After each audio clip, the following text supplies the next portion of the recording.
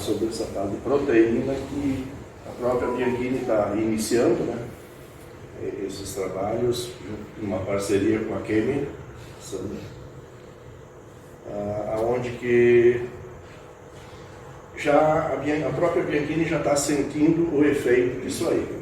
Na parte da exportação de grãos, a gente já está sendo cobrado dos nossos compradores uma qualidade melhor da soja. Então essa qualidade ela vai vir com o trabalho que vai ser feito pelos agrônomos em cima da planta que o pessoal vai fazer. Então assim, a Kemi está aparecendo agora, está surgindo, nós já vamos pelo segundo ano, terceiro. No ano passado a gente já fez algum contrato, alguma coisa, né? O pessoal já temos clientes. Já teve alguma coisa de ganho em cima disso aí. Então, certamente vocês vão querer saber o que é isso aí, o que o produtor vai ganhar. Então, isso aí eu vou deixar a cargo do Gerson, que ele vai explanar bem para vocês, né? E vamos trabalhar juntos. Isso aí, certamente, mais um ano, dois, as cooperativas vão trabalhar em cima disso aí também. Isso aí vai se espalhar. Nós vamos acabar pagando pela soja de vocês conforme a qualidade dela. Vai ser que nem o trigo. Quanto mais o pH, melhor o valor, né? Então, certamente a soja vai começar a ser da mesma forma. Então, eu queria deixar agora essa palavra para o Gerson, para explanar bem para vocês, tá bom? Obrigado, Manolo. Boa noite a todos. Agradecer a presença de nós falar então dessa questão da classificação da soja. Como é o arroz irrigado, como é trigo, provavelmente as grandes empresas recebedoras de grãos de soja vão ser obrigadas a segregar, vai ser uma exigência do mercado. O grande mercado comprador da soja mundial é a China, e ela não vai estar lá trabalhando com farelo com baixa proteína, podendo ela impor um regramento para o mundo do aumento gradativo do teor de proteína. Eu vou começar apresentando então a questão do que é a soja no mundo, né? Porque a gente vem falar muito da importância do grão, da soja, como commodity, e a gente não tem noção do tamanho desse mercado. Eu peguei aqui a Fiesp e a Federação das Indústrias de São Paulo. O que a Fiesp tem a ver com soja? Ela tem muito a ver. As grandes indústrias esmagadoras de soja estão vinculadas às federações das indústrias e a Fiesp fica atento a esse mercado. Então o Brasil, previsto para 22, 23, 149 milhões de toneladas, um crescimento de 18% em função da seca aqui do sul do Brasil. Nos Estados Unidos, 119 milhões, uma pequena redução de 1,3%. O consumo mundial, então, está ali os dados. A China consumindo 115 milhões, Estados Unidos 63. O Brasil ainda tem um bom consumo, ele exporta uma boa parte, mas ele tem esmagamento interno, ele tem consumo aqui. Só para vocês entenderem então os números, o que significa. A Argentina, terceiro maior produtor, 51 milhões, e depois a própria China, né? 18 milhões de toneladas. Os outros países somam ali 52 milhões de toneladas, o que totaliza 389 milhões de toneladas produzidas no mundo com soja.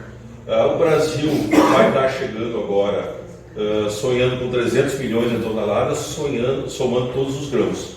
Então esse é o tamanho desse mercado mundial e bem atualizado agora, no mês passado.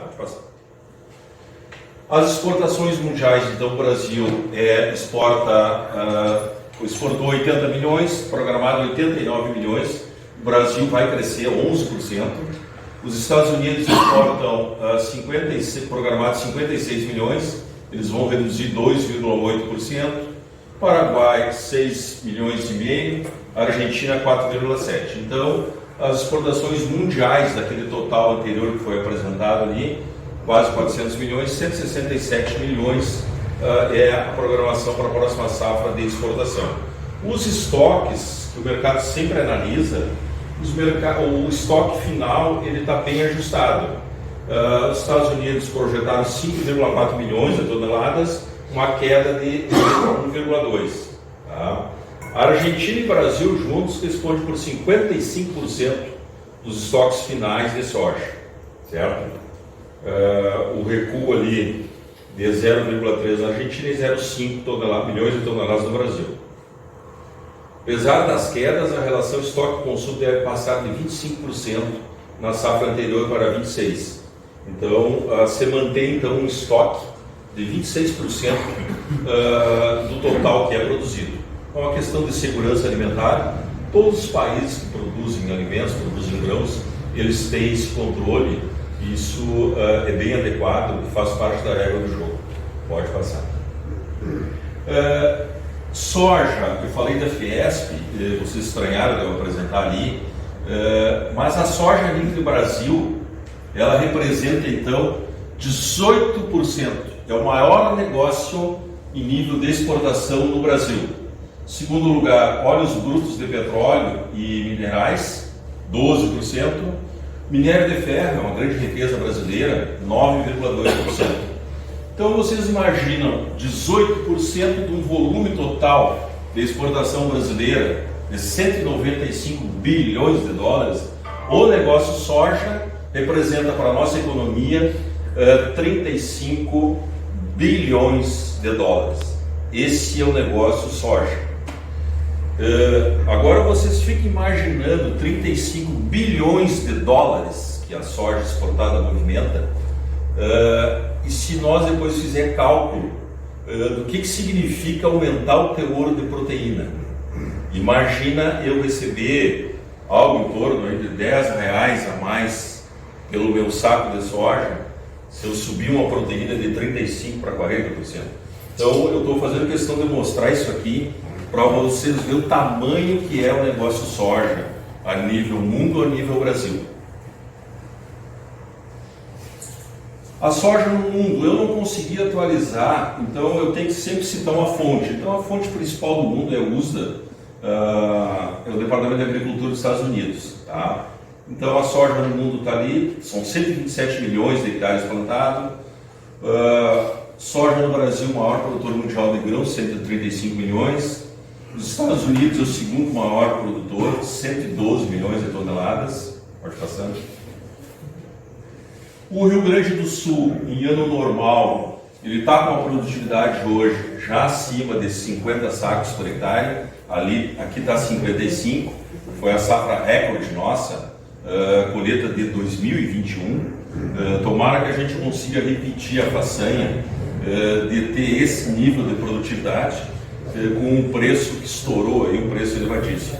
Então, para o Estado interessa muito que a gente tenha esse controle da soja, só que o risco é muito grande, muitas vezes por seca. Então a dependência do Rio Grande do Sul com soja, ela não é tão interessante. Então nós temos que diversificar. A FARSUL está incentivando muito o programa Duas Safras. Eu estava ontem e hoje numa reunião da Baia, no Recanto Maestro, aqui perto, E o pessoal de São Paulo foram categóricos. Está vindo para nós, para a metade sul, um milho de baixa estatura, 150 mil plantas por hectare, com um alto teto produtivo e adaptado à nossa condição. Assim como o americano planta muito milho, nós vamos ter que entender da cultura de milho e nós vamos gradativamente plantar muito milho, final de julho, início de agosto, e vamos fazer uma segunda safra de soja. É hoje o melhor modelo para a nossa região, sem abandonar boas áreas aí para trigo, cereais de inverno, cevada e outras. Mas está vindo uma grande novidade em relação a milho de baixa estatura, um gene recessivo descoberto nos Estados Unidos já há uns 5, 6 anos e está sendo rapidamente melhorado para uma condição do Brasil. Poderio da Bayer, com certeza em seguida, eles vão estar disponibilizando para nós essa nova condição de nós ter mais segurança, mais sustentabilidade na nossa produção de grãos e nós não ficar tão dependentes da soja.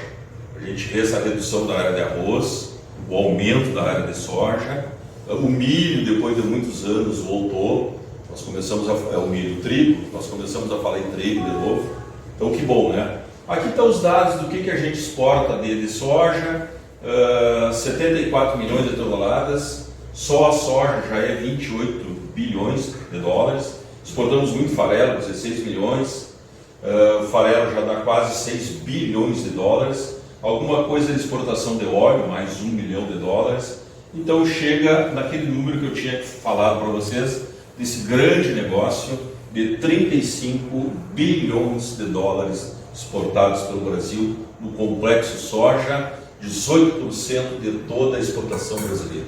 É um grande dado. Por curiosidade, não que isso aqui seja relevante, mas os maiores municípios produtores de soja do Brasil, em primeiro lugar, Sorriso. Sorriso sozinho, ele é mais ou menos 6 vezes a área de soja de Cachoeira. Então, são 650 mil hectares de soja no município de Sorriso.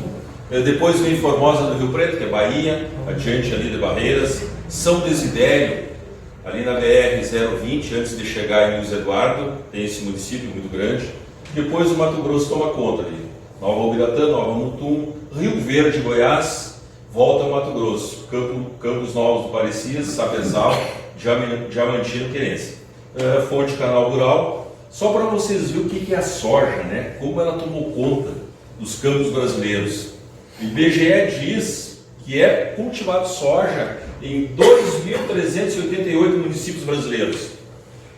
Ou seja, 42% dos municípios brasileiros produzem soja. Então é um dado que chama atenção. Quem conhece Minas Gerais, que tem poucas áreas agricultáveis e outros estados, chama atenção esse dado. Pode passar. A questão do Rio Grande do Sul aqui, então, o dado vem da safra 21-22, a colheita 22. Tupaciretã sempre liderou no Rio Grande do Sul ao redor de 150 mil hectares de soja. Cachoeira sempre ficou aqui com o crescimento da soja. Cachoeira ocupava esse lugar, 140 mil hectares. Veio aí o IBGE em 2018 e fez o censo agropecuário. E aí tirou de Cachoeira, não sei, a nossa área de soja veio para 105 mil hectares. Tá? Eu discuto o dado, mas quem escolheu, né? Ó, bicho. Um município com 373 mil hectares de terra. Se planta soja em tudo que é lugar. Então o dado oficial da soja de Cachoeira está ali em 105, 110 mil hectares. Então a nossa produção, aqui está escrito produtividade, mas na verdade é produção. Tá? Então nós somos o 10º município aqui no Rio Grande do Sul em produção de soja nessa última colheita. Então Cruz Alta cresceu, Júlio, São Luís, São Gabriel aumentou demais, né? Vacaria, um lugar privilegiado pela altitude, né? Então, Cachoeira aparece nesse relatório, fonte IBGE. Tá? A minha discussão, na verdade, nós plantamos muito mais soja, não interessa, acho, para ninguém. Mas Cachoeira planta muito mais que 100 mil hectares, com toda certeza. Tá? Pode passar. A questão, então, dos hectares aqui, Cachoeira na colheita 22, 109 mil hectares. As áreas aqui até não interessam tanto, mas era 142 mil hectares Cachoeira, 142 mil até a colheita 18. Depois ela veio para 103, 105, 105, está crescendo. Vai avançar agora mais uns 3, 4 mil hectares em cima de várzea, vai se avançar sobre campos de pecuária, então gradativamente, oficialmente vai aparecer uma área maior aqui para nós. Tá? Mas relevante para nós é produtividade. Então, a colheita, essa última colheita de 2022, 1.590 quilos por hectare, foi o dado oficial, fechamos com 26,5 sacos por hectare. Nós tivemos um recorde na safra anterior, a colheita de 2021, de 3.232 quilos, 54 sacos por hectare. A seca anterior, a de 2020, ela foi mais destrutiva para nós do que essa última. 1.320 é algo em torno de 22 sacos e meio, uma coisa assim. Então a pior seca então desses últimos anos foi a colheita 2020. E anteriormente nós tivemos anos maravilhosos em termos de boa distribuição de chuva, exceto a colheita 18. A colheita 18 ela não foi uma safra cheia, deu 38 sacos por hectare. Mas então a gente tem médias boas aqui na região. Eu mudo de assunto depois de eu apresentar soja no mundo, no Brasil, no Rio Grande do Sul, em 2015. Não me critiquem, mas é dado oficial, pode passar. E ele apresenta ali um histórico ali da média de 40% de proteína, 21% de óleo. Ele faz então uma apresentação teórica. Nesse autor aqui, o Perkins, 1995. E era um dado assim que existia na literatura. Então ele começa o trabalho dele falando disso aí. Tá? A soja é a cultura anual com maior produção de proteína no mundo. Baixo custo de produção, hoje não é verdade. O custo de produção subiu muito e rapidamente a gente produz, né? Num ciclo de 130, 140 dias, a gente tem proteína disponível para alimentar o mundo. Então é bem interessante. A matéria-prima, a soja principalmente, boa parte é esmagada, produz óleo e farelo. Farelo é rico em proteína, rações, aves, suínos, bovinos.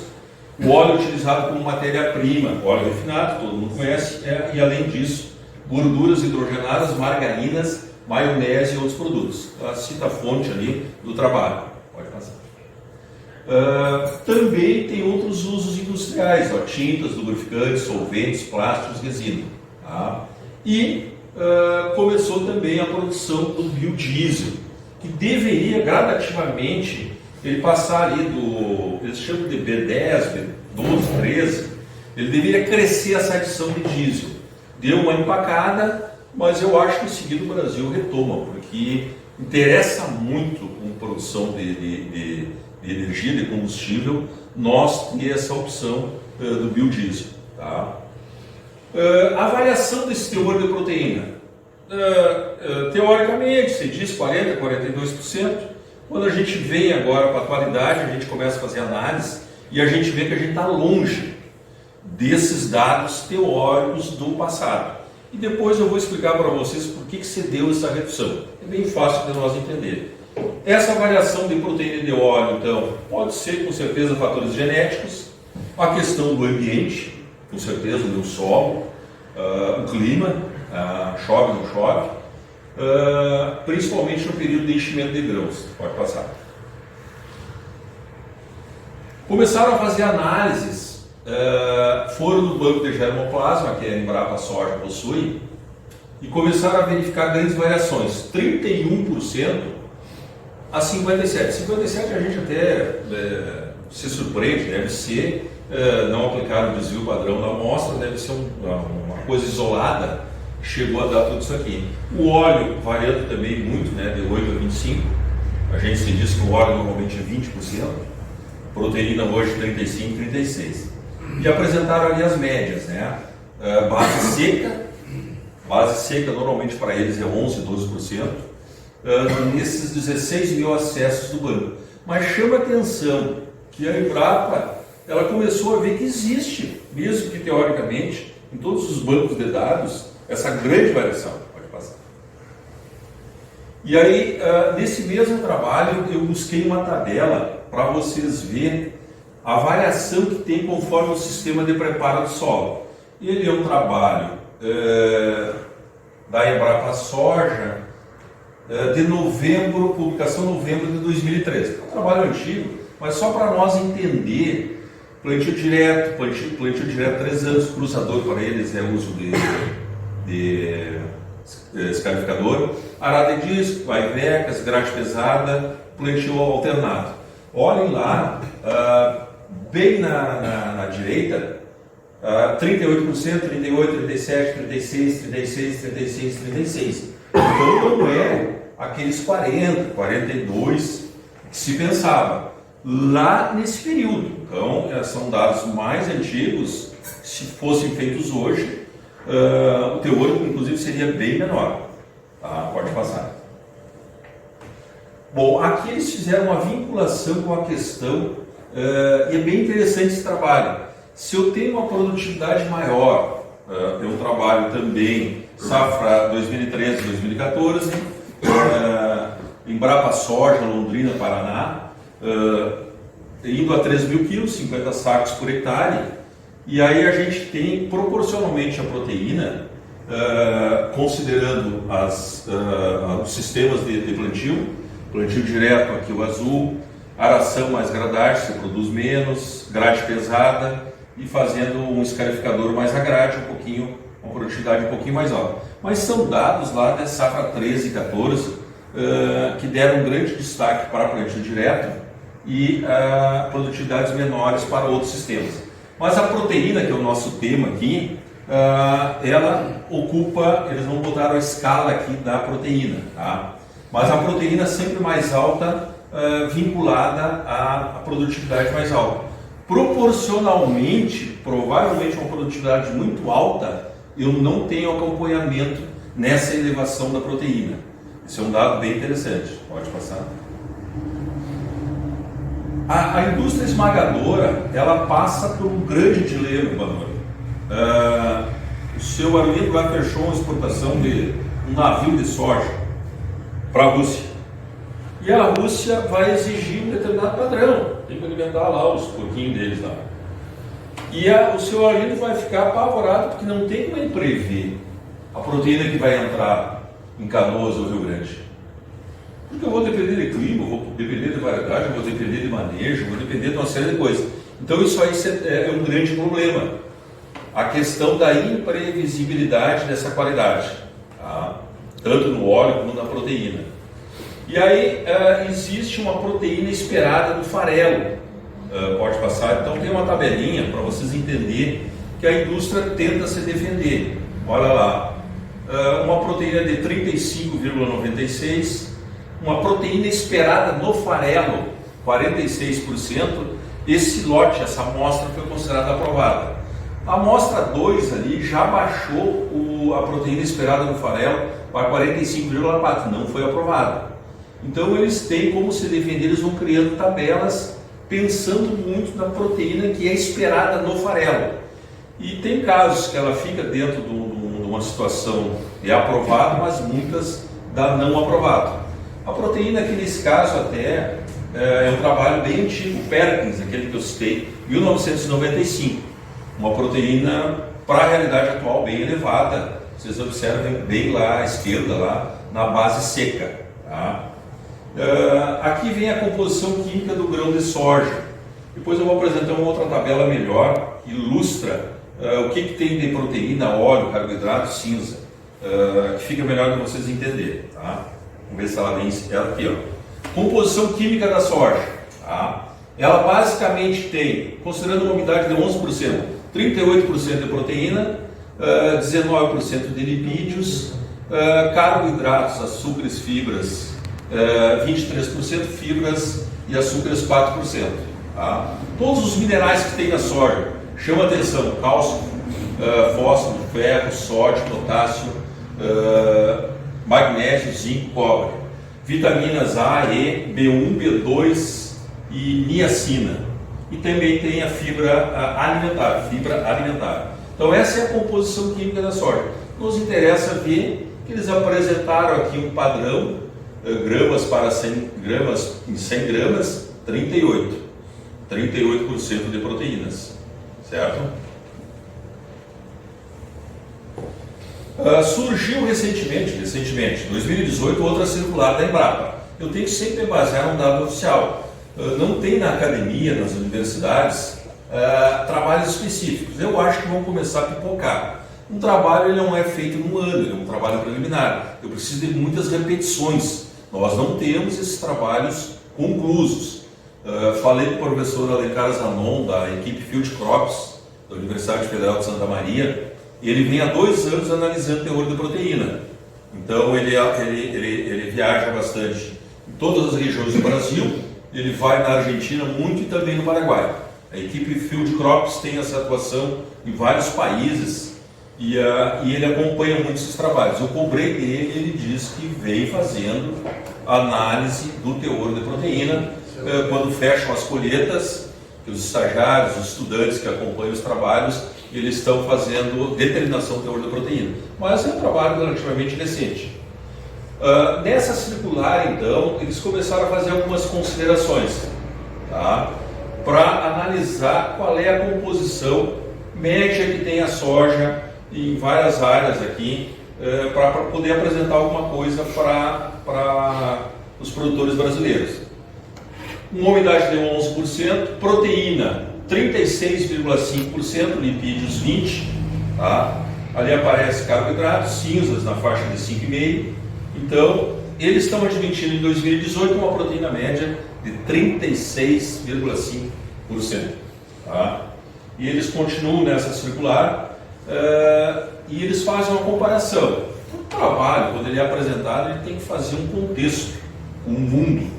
O que é a soja brasileira em relação à soja americana? Soja brasileira, em média, ela tem 2% a mais de proteína do que a soja americana. Eu não tenho uma explicação porque os americanos não produzem mais soja que nós, em termos de produtividade. A produtividade brasileira é superior à produtividade americana. No milho, eles nos dão laço, na soja não. E a proteína nossa, em termos de soja brasileira, ele é 2% maior que a soja americana. A soja nossa sempre tem uma preferência para o mercado consumidor chinês por essa característica. Isso aqui tudo é avaliado. Os chineses sabem que a nossa soja tem mais proteína em comparação com a soja americana. Tá? O que eles estão propondo aqui? Monitoramento das safras, realização de ações proativas da cadeia, para que a gente consiga entender o problema e atacar o problema, certo? Eles então em 2018 eles já levantam, fazem um alerta para todos nós. Pode passar. Tá? A agência Reuters também fez a Ana Mano em 2019, publicou, chamou a atenção do agro brasileiro, o teor de proteína da soja caindo pela primeira vez em 4 safras, dado de 2018. Tá? Declínio dos níveis de proteína da soja no Brasil, maior exportador do mundo, causa problemas para os exportadores. Nós aqui, exportadores, leia-se o nosso anfitrião, Bianchini. Depois eu vou apresentar os dados do que é a Bianchini a nível do Rio Grande do Sul, tamanho dessa empresa. O Ipanor não gosta de dizer para vocês, mas eu entrei no site deles agora de tarde e eu vou passar depois os dados. Então a Bianchini está promovendo isso aqui, está promovendo uma parceria com a Kemi, porque ela é uma grande exportadora e ela pode ser penalizada, e ao ser penalizada ela passa a pagar um valor menor pela soja de todos vocês. Então a Bianchini, enxergando a dimensão desse problema, ela se antecipa. Então nós vamos ter que ver o que fazer, se é questão de segregar, o que nós podemos fazer no dia a dia, que manejo para nós obter altos teores de proteína. O teor de proteína na safra de soja no Brasil de 2018 caiu de 37,14 para 36,8. Tá? Então isso foi apurado pela Embrapa e o pesquisador está ali identificado, Marcelo de Oliveira, e a agência Reuters publica. A agência Reuters tem um alcance no mundo. Então o mundo todo teve esse dado concreto dessa diminuição da proteína na soja brasileira. Tá? A soja, ela é uma commodity. O grão de soja chinês, brasileiro, argentino, ele é todo ele igual. Igual, vírgula. É igual. Porque provavelmente agora ele vai ser analisado pelo seu teor de proteína. Nós temos então 2% a mais em média do que a soja americana. Tá? Era para nós ter 40% de proteínas, não temos, 20% de óleo. Então nós vamos ter que agora começar a analisar teor de proteína. Provavelmente o Ibanor, a Bianchini aqui, em outras unidades, ela vai ter que investir e nós vamos ter que ver que teor de proteína eu tenho. Conversando com o pessoal da Bayer hoje, eu toquei no assunto teor de proteína. Fiquei impressionado com a resposta deles.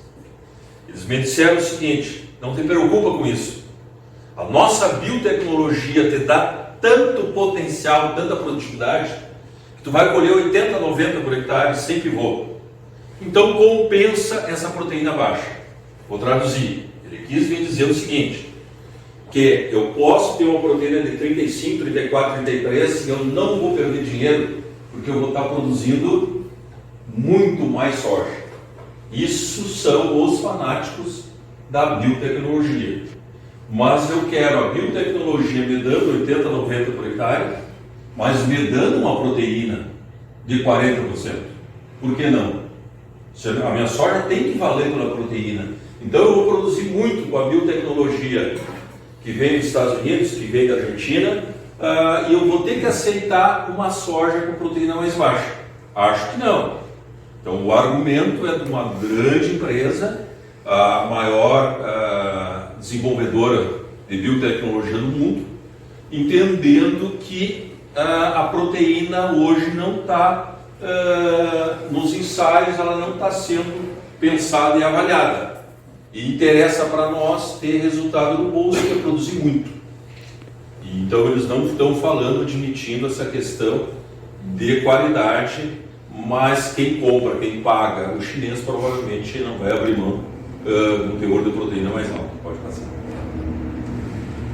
O Brasil então não tem valoração econômica da proteína, tá? O produtor não é remunerado, vírgula, não era valor. Já teve alguns casos de bonificação nessa última colheita aqui na Bianchini, e provavelmente isso aí vai ser aumentado numa escala bem rápida. Tá? Aqui se fala aqui investimento, melhoramento genético, outros programas aqui que criem cultivares com maior teor. Nos Estados Unidos existe uma bonificação em torno de 5%. Eles dizem lá de $1,20 a $4 por saca. Tá? Isso representaria então um prêmio de 5% a 15%. Tá? Os Estados Unidos, num outro nível, eles conseguem então tranquilamente segregar, desenvolver isso aí.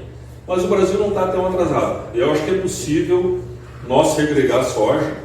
Eu olho aqui a bateria de silos da Bianchini em Cachoeira, ela conseguiria tranquilamente, todas as unidades, todas elas hoje não tem mais aqueles armazéns antigos, fundo V. Hoje praticamente toda a Bianchini são silos metálicos. Eu acho que é possível a Bianchini segregar, inclusive em Rio Grande, em qualquer lugar, fazendo as prévias análises, entendendo todo esse problema e bonificando o produtor. Eu vou apresentar aqui, depois eu posso pedir ajuda para a doutora Sandra, da QEME Pesquisas Agrícolas. É a grande parceria que está aqui apresentando para vocês. Essa empresa, então, pode passar, ela fez muita pesquisa. A doutora Sandra pode explicar melhor. Muitos anos de pesquisa, muito investimento a campo, laboratórios, e ela desenvolveu, pode passar, testes em campo, repetições, os experimentos todos científicos, e ela veio a campo. A nível teórico, laboratorial, tudo deu certo, e ela veio a campo, na safra 21-22, e ela fez trabalhos já aqui em Cachoeira e também em Rio Pardo. Pode passar. Então, ela está oferecendo esse serviço aos produtores. Tá? Aqui, a gente pensa talvez numa grande ampliação para o Mato Grosso, para outras regiões. Então, não é o perfil aqui da nossa região, produtores de 1.000 a 50 mil hectares, mas lá para cima a gente tem. Então, a gente pensa em uma área menor, né, doutora Sandra? Não sei se 300 hectares, mas talvez menos aqui na nossa região. Nós temos que dar o start desse manejo que a QEME está aqui apresentando para vocês. Pode passar. Como se dá então a prestação desse serviço? Como é essa tecnologia para todos? Então, todas as amostras são geolocalizadas, tá? Com GPS, com interpolação. As análises de todas as amostras têm que ser em laboratório credenciado para dar credibilidade ao resultado. Tá? Então, sai o relatório com todos os resultados do laboratório e as recomendações. Tá?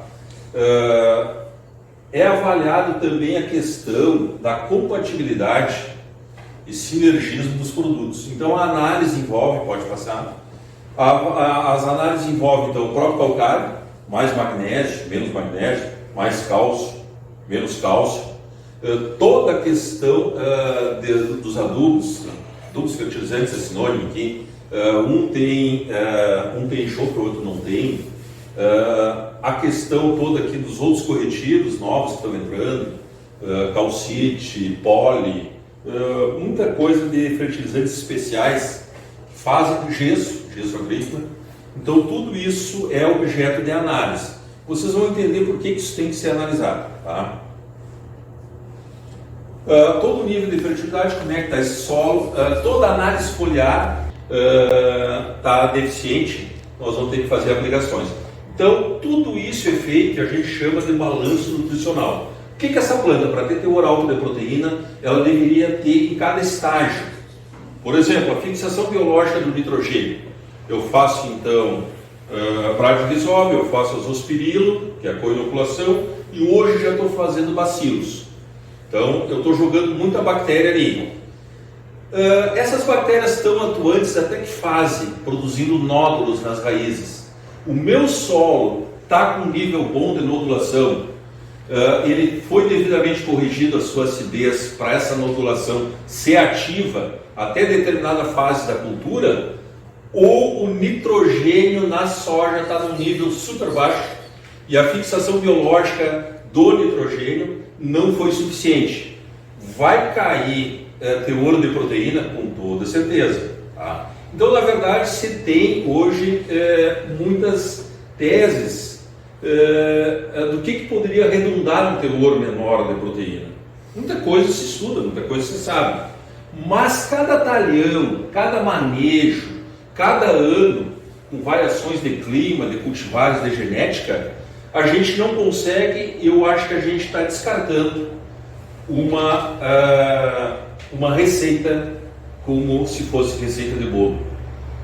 Fica claro que todos os anos nós vamos ter variação do ambiente, leia-se solo, leia-se clima, todo o manejo que eu faço, todas as caudas que eu uso. Hoje, para mim controlar insetos, eu faço misturas. Para mim controlar doenças, eu faço mistura, triazol, carboxamidas, morfolinas, etc, etc. Então hoje eu jogo muita coisa em cima da minha soja. Os multissítios tem manganês, tem cloro. O que os meus multissítios principais que eu uso, que estão no mercado, o que eles podem fazer nessa planta de soja? Então eu precisaria de uma química muito avançada que analisasse tudo, junto com alguns critérios agronômicos. O que é necessário para mim manter um bom nível de produtividade dentro de uma sustentabilidade, unindo e analisando toda essa planta para ela vir a me responder um teor de proteína mais alto, que é o que a gente busca. Pode passar. Então foi desenvolvido, está patenteado, a tecnologia hoje está comprovada, passou por respaldo científico, ninguém criou ao léu e está disponibilizando para vocês. E eu digo, quando a gente apresenta uma tecnologia nova, chamada manejo inteligente High Protein, alta proteína, a credibilidade da empresa ela é baseada no resultado que vai vir, esse acompanhamento que vai ser feito e a elevação gradativa dos níveis de proteína. Então ninguém vai oferecer para vocês algo que não passou por comprovação científica, que não tem respaldo da ciência e que não vai redundar em elevação da proteína da soja. Então não teria sentido, provavelmente eu não abraçaria uma ideia dessas. Depois de 38 anos de formado em agronomia, eu tenho que sempre estar acreditando na ciência, entendendo o problema do baixo teor de proteína e estar aqui como consultor dessa empresa, apoiando esse projeto.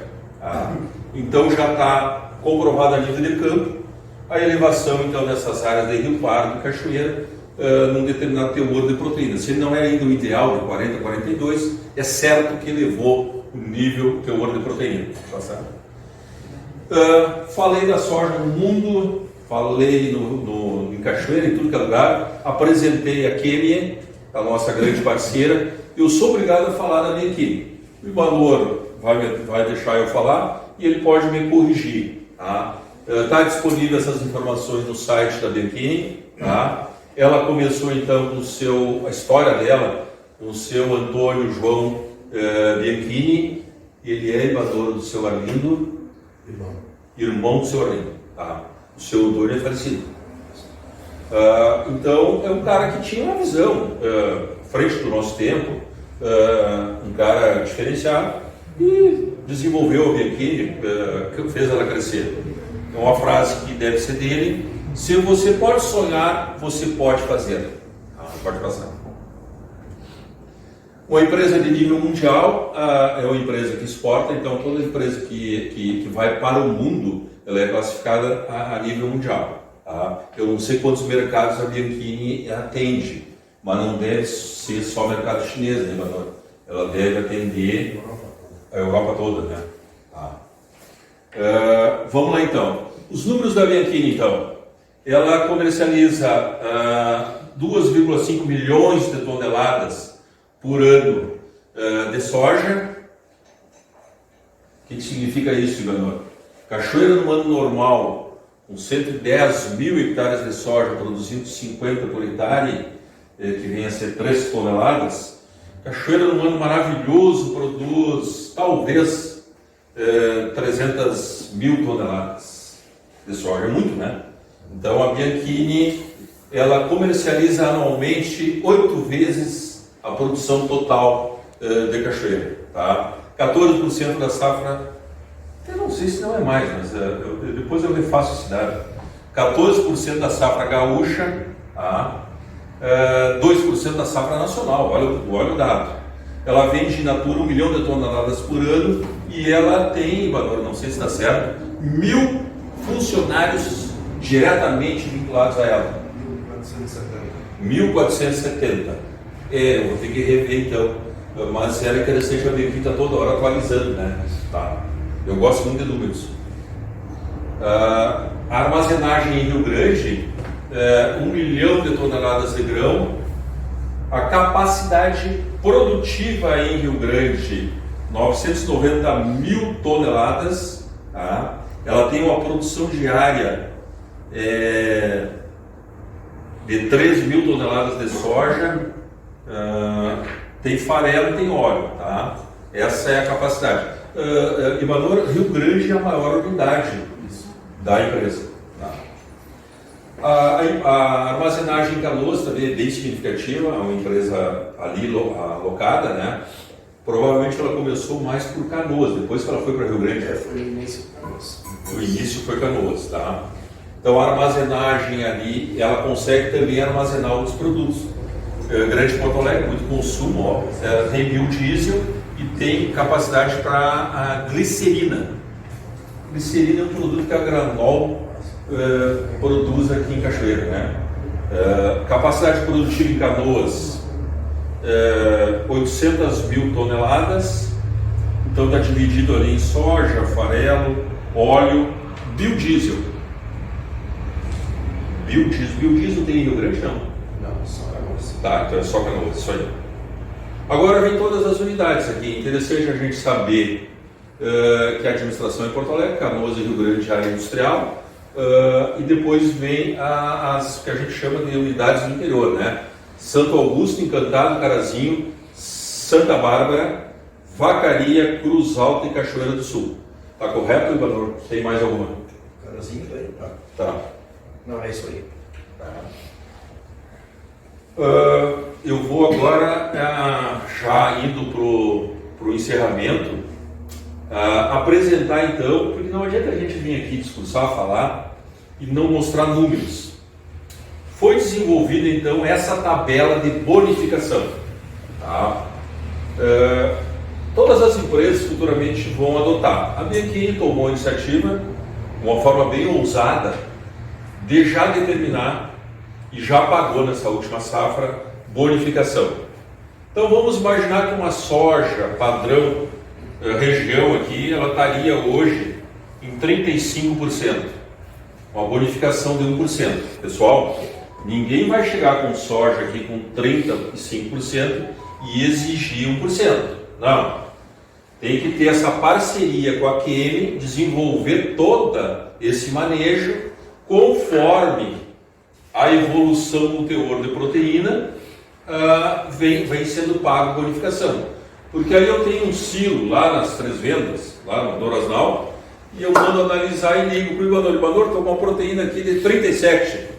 Tu me dá uma bonificação de 3%? Não. Fez a parceria, desenvolveu todo o trabalho e esse trabalho redundou numa elevação do teor de proteína. Certo, Ivanor? Aí faz jus à bonificação. Tá? Então, senhores, vamos sonhar com 42%. Eu iria a 8% de bonificação. Tá? Eu fiz aqui então agora um exemplo prático para nós tentar entender melhor.